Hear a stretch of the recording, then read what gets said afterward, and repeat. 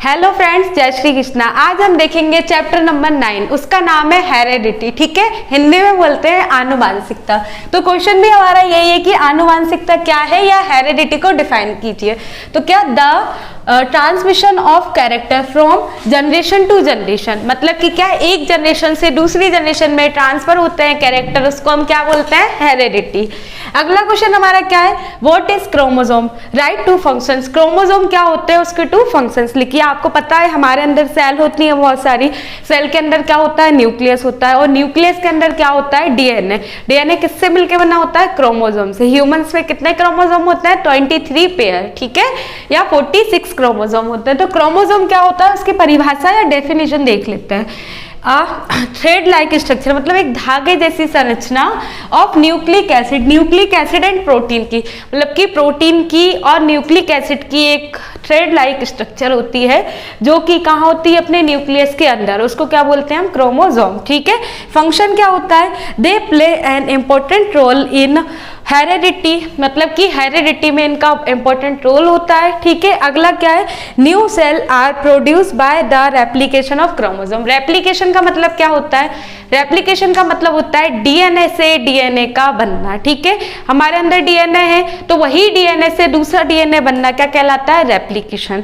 तो पूछोगे कि मैम डीएनए से आरएनए बनने की प्रोसेस को क्या बोलते हैं, तो क्या बोलते हैं हम, ट्रांसक्रिप्शन।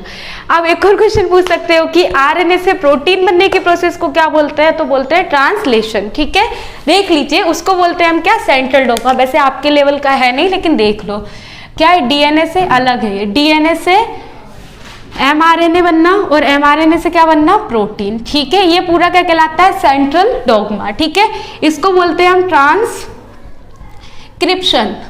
ठीक है, इसको बोलते हैं हम ट्रांसलेशन। ठीक, और रेप्लिकेशन कहाँ गया, ये डीएनए से डीएनए बनने को क्या बोलते हैं हम, रेप्लिकेशन। तो ये जो वर्ड था ना, इसके मतलब से ये आया था। ठीक है, तो ये आप नोट कर लीजिए। फिर हम देखते हैं अपना अगला क्वेश्चन। ये चैप्टर बहुत इंपॉर्टेंट है, आना इसमें से 2 नंबर का क्वेश्चन है, लेकिन इंपॉर्टेंट बहुत है। अगले क्वेश्चन में मैं आपको मेंडल अंकल की कहानी बताऊंगी। ठीक है, इसको नोट करिए आप। चलिए अब हम देखते हैं हमारा अगला क्वेश्चन। ठीक है, वो क्वेश्चन आपने नोट कर लिया है, आप देखते हैं अगला क्वेश्चन। क्वेश्चन क्या है अगला, bye Mendel selected P plant. हाँ देखिए, पहले तो बात आई है मेंडल अंकल की, हम बात करते हैं उन पे। ठीक है, मेंडल अंकल क्या है, पूरे जेनेटिक्स के फादर हैं। ठीक है, जेनेटिक्स की खोज जो थी वो किसने की थी, डिस्कवरी मेंडल अंकल ने। इनकी एक छोटी सी कहानी सुनाती हूँ मैं। देखिए क्या था कि मेंडल जो थे वो एक छोटे से गांव में रहते थे। ठीक है, काम धाम उनका कुछ था नहीं, तो उनके घर वालों ने क्या करा था कि उनको एक चर्च में भेज दिया था। उनने नॉर्मल सी कोई छोटी मोटी डिग्री की थी, कोई रॉकेट साइंस या कुछ ऐसा कुछ नहीं किया था, पीएचडी वगैरह भी उन्होंने शायद नहीं की थी। ठीक है, एक छोटी सी डिग्री की, उसके बाद भी उन्होंने कोई जॉब नहीं की, उनको कोई जॉब मिली ही नहीं। तो क्या किया, उनके घर वालों ने उन्हें एक चर्च में भेज दिया। उस चर्च में उनका काम क्या था, देखभाली करना, सफाई करना, ये सब। और चर्च के पीछे एक छोटा सा पलंग या खटिया टाइप जो थी वो डाल दी थी। ठीक है, कि आप इस पे बढ़िया रहना और काम धाम देख लिया करो। तो अब चर्च में काम धाम क्या, सुबह का थोड़ा बहुत रहता होगा, बाकी वो पड़े रहते थे उस पे। तो फिर क्या था, वही चर्च के पीछे एक हल्का सा छोटा सा गार्डन था, और वहां लगी रहती थी क्या, मटर के प्लांट थे वहां पे। ठीक है, तो वो लेटे लेटे या बैठे बैठे बस ये देखते रहते थे कि कुछ प्लांट जो है वो तो बड़े हैं और कुछ प्लांट जो है वो छोटे हैं, आखिर रीजन क्या है। ठीक है, और उनके पास एक डायरी थी, उस पर वो लिखते रहते थे। तो क्या था, उनने ऐसे देखा कि बड़े प्लांट हैं, छोटे प्लांट हैं, तो उनने क्या करा, एक बड़े प्लांट को और एक छोटे प्लांट को क्रॉस कराया। फिर कुछ बीच का कैरेक्टर आया, तो वो जो छोटा वाला प्लांट था उससे तो थोड़ा बड़ा आया प्लांट, जो न्यू प्लांट आया, और बड़े वाले से थोड़ा छोटा आया। फिर इन्हें क्या करा, जो न्यू ऑफ स्प्रिंग बनी थी उनका फिर से सेल्फ पॉलिनेशन करा दिया। सेल्फ पॉलिनेशन यानी आपस में क्रॉस करा दिया वैसे। फिर उन्होंने नए चीज देखी कि फिर क्या बना, तो उससे उनको चीज नहीं मिली। मैथ में ज्यादा दिमाग चलता था उनका, तो वो गुणा भाग ऐसे करते रहते थे। फिर वो हर चीज अपनी डायरी में लिखते थे। तो एक समय बाद उन्होंने 2-4 लोगों को दिखाया, साइंटिस्टों को, कि देखिए देखिए मैंने ये किया है, मैंने वो किया है, तो कोई उनकी बात पे यकीन नहीं करता था कि यार तुमने तो ना कोई डिग्री की है, ना तुम साइंटिस्ट हो, तो तुम ऐसे क्या खोज कर सकते हो, कुछ नहीं किया तुमने। तो लगभग 34 वर्ष साल 34 ईयर बाद क्या हुआ कि 3 साइंटिस्ट आए, ठीक है। तीनों साइंटिस्ट ने क्या करा कि खोज की, फिर उनने देखा उनको मेंडल की डायरी मिल गई, मेंडल मर चुके थे, ठीक है। तो उन लोगों ने देखा, एक सेमार्क थे, कार्ल कॉरेंस थे और हुगो डीविस, 3 लोग थे, ठीक है। तो इन लोगों ने देखा कि यार ये जो हम अभी कर रहे हैं ये तो 34 साल 34 ईयर पहले ही कोई करके चला गया, पूरी एक एक चीज उनको मिली। तो इन्होंने भी ईमानदारी दिखाई, कहते हैं ना honesty is the best policy, वैसे ही काम इन लोगों ने किया, तीनों साइंटिस्ट ने, और बताया कि जो मेंडल थे उन्होंने पहले ही इन सब की खोज कर दी थी, और उनकी डायरी जो थी फिर वो बुक बन के आई, और हम लोग आज तक उनकी ही जेनेटिक्स पढ़ते आ रहे हैं। अब क्या था कि इन्होंने क्वेश्चन में लिखा है कि मेंडल ने जो है पी प्लांट ही क्यों सिलेक्ट किया था। अब हम ऐसा तो लिख नहीं सकते कि वो खेत में उनको बस पी प्लांट दिखा, और भी तो लगे होंगे ना, बट उन्होंने पी पे ही क्यों किया, क्योंकि मटर का प्लांट जो है देख लेते हैं, एक तो क्या है उसकी लाइफ स्पान बहुत कम होती है, ठीक। देखते हैं पहला क्या है, P plant can be grown easily, मतलब कि कहीं भी उग जाता है, कैसे भी हम उसको उगा सकते हैं, घर में भी आप पी की खेती कर सकते हो, ठीक है। फिर क्या, it is annual plant of small life cycle, annual plant है और लाइफ साइकिल कैसी है इसकी, स्मॉल है, ठीक है। अगला, इट इज बाइसेक्सुअल प्लांट, तो इसमें क्या सेल्फ पॉलिनेशन हो सकता है, मतलब ये बाइसेक्सुअल का मतलब होता है एक ही प्लांट में मेल पार्ट भी होना और फीमेल पार्ट भी होना, ठीक है। तो इसमें हम सेल्फ पॉलिनेशन भी करा सकते हैं। फिर क्या, it has many contrasting character, इसके कैरेक्टर भी बहुत सारे थे, ठीक है। अब देखते हैं क्या इन्होंने क्रॉस देखे, पहला क्या करा, इन्होंने एक ही कैरेक्टर लिया, तो उस कैरेक्टर को हम क्या बोलते हैं, मोनो। ये क्वेश्चन तो इतना ही था, ठीक है। अगला देखते हैं क्या, मोनो हाइब्रिड क्रॉस, इसमें इनने क्या करा कि एक ही कैरेक्टर को देखे। वैसे मेंडल ने जो थे मटर में 7 कैरेक्टर की स्टडी की थी, 7 कैरेक्टर की, उसमें से पहले ने एक कैरेक्टर देखा, कौन सा, टॉल वाला, एक तो लंबे थे और एक छोटे शॉर्ट वाले थे, वैसे आपकी बोलते इसको डॉर्फ है लेकिन आपकी बुक में शॉर्ट लिखे हैं, ठीक है। क्रॉस कराया, तो इन दोनों का क्रॉस कराया, तो ये आया इनका, तो ये भी कैसे थे, टॉल, क्यों, क्योंकि हमेशा डोमिनेंट वाले की चलती है, किसकी चलती है, डोमिनेंट की, मतलब कि देखो एक घर में एक बड़ा भाई है एक छोटा भाई है, तो किसकी चलेगी, आइडियली बड़े भाई की चलनी चाहिए। अब वो नहीं चलती तो वो बात अलग है, लेकिन आइडियली किसकी चलनी चाहिए, बड़े वाले की, क्योंकि वो कैसा है, डोमिनेंट है। ऐसे यहाँ पे ये डोमिनेंट है तो इसकी तो ये वाला भी जो प्लांट होगा वो कैसा होगा, टॉल होगा, ठीक है। अब अभी इनको संतुष्टि नहीं मिली थी कि यार अभी तो यही टॉल आया, कोई नया कैरेक्टर हमको नहीं मिला। फिर इनने क्या करा, ये जो टॉल था कौन सा, ये वाला, इसी का ही क्या करा दिया इन्होंने, सेल्फ पॉलिनेशन, क्योंकि बताया है कि मटर के प्लांट में सेल्फ पॉलिनेशन हो सकता है, तो करके देख लो, ठीक है। तो इससे क्या 2 गैमेट बनेंगे, टी टी, ठीक है, इससे भी कैपिटल टी और स्मॉल टी, ठीक है। अब क्या होगा, कैपिटल टी वाला ऐसे क्रॉस कर सकता है, ये ऐसे और ये, ठीक है, ये बनेंगे। अब देखो 2 चीजें होती हैं, एक होता है फिनोटाइप और एक होता है जीनोटाइप। जीनोटाइप का मतलब होता है जीन में चेंजमेंट, और फिनोटाइप का मतलब होता है दिखने में कोई चेंजमेंट। तो देखो दिखने में तो ये तीनों जो थे वो लंबे दिखेंगे, टॉल दिखेंगे, तो इनका फिनोटाइपिक रेशो क्या आएगा, 3, और ये एक ही ये शॉर्ट दिखेगा 3:1, ठीक है। अब एक क्या आता है जीनोटाइपिक, मतलब जीन लेवल पे कैसे है, तो देखो एक ऐसा एक ही है और ऐसा भी एक ही है, लेकिन ऐसे क्या कैसे है, 2 है, तो इसका जीनोटाइपिक रेशो जो है इसका क्या आएगा, 1:2:1। समझ आया, ये तो था किसका, मोनो हाइब्रिड क्रॉस का। अब डाई हाइब्रिड क्रॉस में आप क्या करोगे, देखो ये आप नोट कर लेना, ठीक है, हटा दो। अब देखो डाई हाइब्रिड क्रॉस में कुछ नहीं करना है आपको, इसका ही मतलब कि यदि आपको 1 वर्ड क्वेश्चन में पूछ सकते हैं कि उनका रेशो बताओ, तो अपना मोनो हाइब्रिड के लिए क्या है अपना PR, मतलब फिनोटाइपिक रेशो 3:1, और एक होता है क्या, GR, जीनोटाइपिक रेशो 1:2:1 आया। तो अपन देखते हैं किसके लिए, अब डाई हाइब्रिड क्रॉस के लिए, ठीक है। तो इसमें क्या आएगा, कुछ नहीं, जैसा आप मैथ में करते हो, मैथ वाले सर आपको पढ़ा ही रहे हैं मैथ, ठीक है।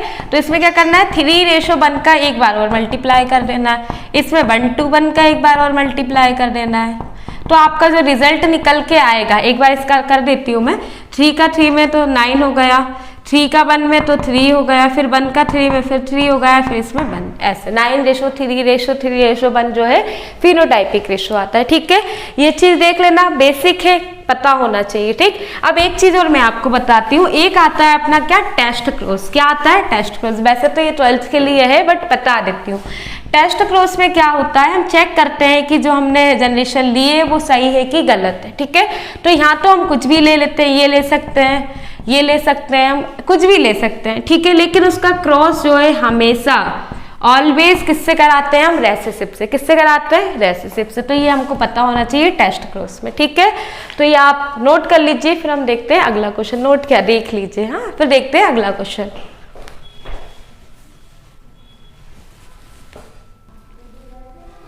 चलिए अब देखते हैं हम अपना अगला क्वेश्चन, लास्ट ही मान लीजिए क्योंकि मैंने 2 क्वेश्चन साथ में लिख दिए। ठीक है, 4th क्वेश्चन देखते हैं, difference between genotype and phenotype.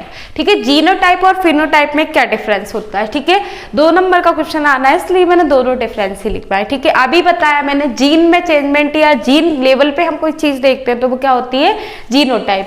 और हम नॉर्मली फिजिकली या एनवायरमेंट के हिसाब से हम देखते हैं तो वो क्या होता है, फिनोटाइप। देख लेते हैं क्या, it represent composition of genes. Genes का कंपोजिशन होता है। इट रिप्रेजेंट किसको दिखाता है, shape, colour and form of organism. ठीक है, जो हमें दिखता है वो सब क्या है, फिनोटाइप है। ठीक है, अगला, characters of genotype are same if it is not affected by any factor. मतलब कि किसी भी फैक्टर से अफेक्टेड नहीं होगा। अच्छा एग्जांपल बताती हूँ, अभी देखिए क्या लिखा है, though they appear same but their genetic composition are different. मतलब कि इनका जेनेटिक कंपोजिशन जो है डिफरेंट होता है। देखिए जैसा भी आपका कलर है, मान लिया आप गोरे हैं या काले हैं। ठीक है, मान लिया कि आप गोरे हैं। ठीक, आपको यदि केरला भेज दिया जाए तो क्या होगा, आप 1 महीने भी वहां रुकेंगे तो काले हो जाएंगे। ठीक है, तो आप काले होके आएंगे तो आप बताइए आपका फिनोटाइप चेंज होगा कि जीनोटाइप। ऑब्वियसली क्या होगा, फिनोटाइप चेंज होगा। आपका जीनोटाइप तो वही रहेगा क्योंकि वो किसी भी फैक्टर से इफेक्ट नहीं होता है। ठीक है, तो आपका जीनोटाइप भी वही, जीनोटाइप तो वही रहेगा लेकिन फिनोटाइप आपका चेंज हो जाएगा। फिर आप यहाँ आओगे, यहीं इसी एरिया पे आओगे तो वापस से धीरे धीरे आपका कलर जो है पहले जैसा हो सकता है। ठीक है, हो जाएगा।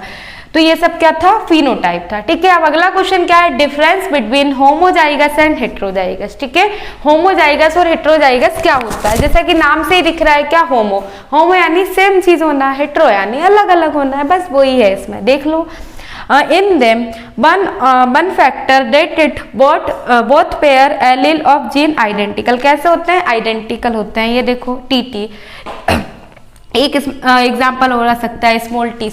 ठीक है, इसको देख लेते हैं। In this one factor of both pair allele are not identical. Identical नहीं होंगे। Example capital T, small T, identical नहीं है ना, अलग अलग है। ठीक है, अगला देखते हैं क्या, at the time of reproduction 1 type of zygote. मतलब कि एक ही टाइप का जाइगोट बनेगा रिप्रोडक्शन के टाइम, लेकिन इसमें 2 टाइप के जाइगोट बनेंगे। देख लेते हैं कैसे। मान लिया कि क्या है, हेट्रोजाइगस है तो क्या होगा, ये मान लिया मैंने, तो इससे क्या होगा, एक कैपिटल टी स्मॉल टी बनेगा। मैंने मान लिया क्या है, होमोजाइगस है तो इसमें क्या, ये मान लो मैं, तो इससे एक ही जाइगोट बनेगा। और मान लिया मैंने ये वाला है तो इससे भी एक ही जाइगोट बनेगा। सही है ना, इसलिए ये वाली लाइन लिखी है। तो ये क्वेश्चन आप नोट कर लीजिए। ठीक है, और उसके बाद क्या है, फिर अपना इसमें एक डीएनए का कंपोजिशन है। जो डीएनए है वो कैसे फॉर्म होता है, तो आप थोड़ा सा याद रखिएगा कि डीएनए जो है, मुझे बताया थोड़ा हाई लेवल हो रहा है लेकिन याद रख सकते हैं आप। ये जो डीएनए है वो न्यूक्लियोटाइड का पॉलीमर होता है। मतलब बहुत सारे न्यूक्लियोटाइड मिलकर डीएनए बनाते हैं। ठीक है, अब न्यूक्लियोटाइड क्या होता है, ये स्क्रीनशॉट ले सकते हैं आप या नोट कर लीजिएगा। ठीक है, थोड़ा सा देख लो बस। देखिए, देखते हैं अब न्यूक्लियोटाइड क्या होता है। क्या होता है, इसमें आता है क्या, अपने पेंटोस शुगर। पहले देखते हैं क्या, नाइट्रोजनस बेस। नाइट्रोजनस बेस होता है, प्लस क्या होती है, पेंटोस शुगर होती है, हाँ शुगर। ठीक है, प्लस और क्या होगा, फॉस्फोरिक एसिड। ठीक है, ये होगा। अब जो नाइट्रोजनस बेस होते हैं वो 4 टाइप के होते हैं, एडेनिन, ग्वानिन, साइटोसिन और थाइमिन, ठीक है, ये 4 होते हैं। अब आरएनए होता है तो थोड़ा सा चेंज होता है, लेकिन आप डीएनए के लिए याद रखिए, किसके लिए, डीएनए के लिए। नॉर्मल देख लीजिए, मतलब क्वेश्चन तो नहीं आएगा आपके लेवल में। पेंटोज शुगर जो है वो कैसी होती है, डीऑक्सीराइबोज, कौन सी होती है, डीऑक्सीराइबोज शुगर, ठीक है। तो इन सब से मिलके बनता है न्यूक्लियोटाइड, और बहुत सारे न्यूक्लियोटाइड से मिलके बनता है अपना डीएनए। और डीएनए कहाँ होता है, सेल के अंदर छोटू सा क्या होता है, न्यूक्लियस, उसके अंदर 2.2 मीटर लंबा क्या होता है, डीएनए, ठीक है। तो ये चैप्टर जो है अच्छे से कर लीजिएगा। मेंडल अंकल की कहानी भी आप याद रखिए, लाइफ टाइम तक कहीं ना कहीं काम आती रहेगी बच्चों को सुनाने के लिए, ठीक है। आप भी अपने स्टूडेंट्स को बता सकते हैं, ठीक है। तो आप ये सब अच्छे से याद कर लीजिएगा, क्योंकि बोर्ड एग्जाम के लिए बहुत ज़्यादा इंपॉर्टेंट है। और आप अपनी तैयारी को अच्छे से करिए, क्योंकि बहुत कम टाइम बचा है, ठीक है। Thank you, best of luck.